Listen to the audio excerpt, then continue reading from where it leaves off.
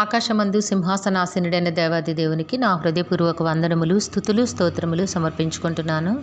అందరికీ శుభోదయం. ఇది నా మహోన్నతుడైన దేవాది దేవుడు నీ కొరకు సిద్ధపరిచిన వాక్కు. మీరు సంతోషముగా బయలువెళ్ళుదురు, సమాధానము పొంది తోడుకొని పోబడుదురు. దేవుని నామమునకు మహిమ కలుగునుగాక. ఈ మాటలు యెషయా గ్రంథము 55వ అధ్యాయము 12వ వచనములో వ్రాయబడి ఉన్నవండి. ప్రియమైన నేస్తమా, నీ దేవాది దేవుడి దినాన నీకు చక్కని వాక్కును ప్రకటన చేస్తూ ఉన్నారు. ఎందుకు అంటే నీవు చేస్తున్న ప్రతి విజ్ఞాపన దేవుడు విని ఉన్నారు. నీ వెన్నంటి దేవుడు నిన్ను నడిపిస్తూ ఉన్నారు.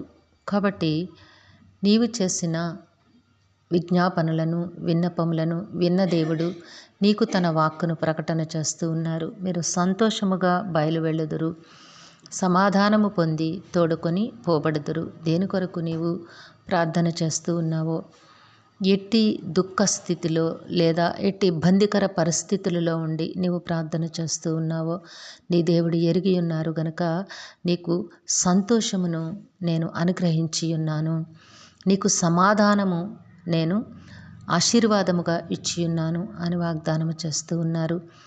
నీవు నీ జీవిత ప్రయాణం అంతా కూడా చాలా సంతోషముగాను, ఆనందమయముగాను, సమాధానముగాను నీవు వెళతావు. అట్టి రీతిగా నీవు నడిపించబడతావు అని దేవుడు నీకు వాగ్దానము చేస్తూ ఉన్నారు.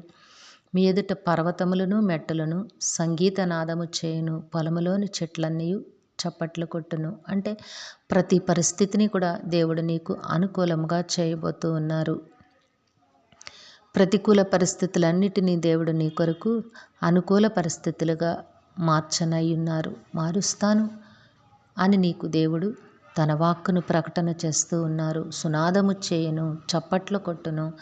తప్పకుండా అంత సంతోషభరితమైన పరిస్థితులను నీవు అనుభవిస్తావు. కాబట్టి నేస్తమా, దేవుని సన్నిధిలో విశ్వాసముగా దేవుని వైపు చూడు, విశ్వాసముతో నిరీక్షణతో చూడు. దేవుడు తప్పకుండా నీ బ్రతుకులో ఉన్నతమైన మేళ్లను కలుగచేస్తారు. సిద్ధపరిచి ఉంచిన దేవుడు నీకు అనుగ్రహిస్తారు.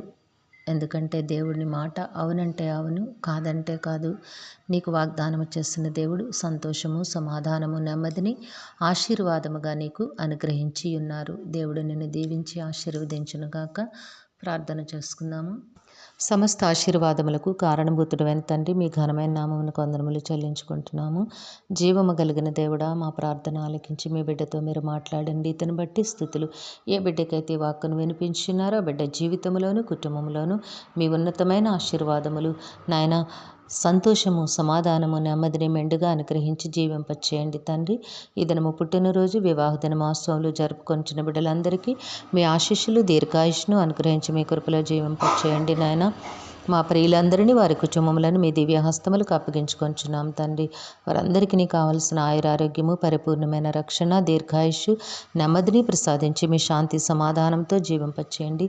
మేలులతో హృదయాలు తృప్తిపరచండి నాయన. కుటుంబాల్లో బిడ్డలకి నాయన ఉన్నతమైన విద్యను, భవిష్యత్తుని, సకాలములో చక్కని ఉద్యోగములు, వివాహములు, గర్భఫలములు ప్రసాదించమని మీ కాలు పట్టి వేడుకుంటూ ఉన్నాము. మా ప్రియులు చేస్తున్న పనిపాట్లలో, ఉద్యోగ విధులలో, వ్యాపారములలో నాయన బిడ్డలకి మీ కృపను తోడుగా ఉంచి వారి కష్టములకు అనేక రెట్లు ఫలములు దయచేయండి తండ్రి. బిడ్డలందరికీ కూడా ఉన్నతమైన భవిష్యత్తును ప్రసాదించండి నాయన. మేలులు వారి హృదయంలో సంతోషము, సమాధానము, నెమ్మదిని వారికి ఆశీర్వాదముగా అనుగ్రహించి మీ కృపలో జీవింపచేయమని సమస్తమును మీ దివ్య హస్తములకు అప్పగించుకుంటూ ఈ ప్రార్థన మా రక్షకుడును మీ ప్రియకుమారుడైన యేసుక్రీస్తు వారి అతి శ్రేష్టమైన నామమున అడిగి వేడుకొనిచున్నాము తండ్రి. ఆమెన్. కరుణావాత్సల్యత కలిగిన దేవుడు మీ కుటుంబ జీవితంలో ఉన్నతమైన ఆశీర్వాదములను అనుగ్రహించి మిమ్మును ఆయన నామమహిమ కొరకు జీవింపచేయునుగాక. Amen, amen, amen.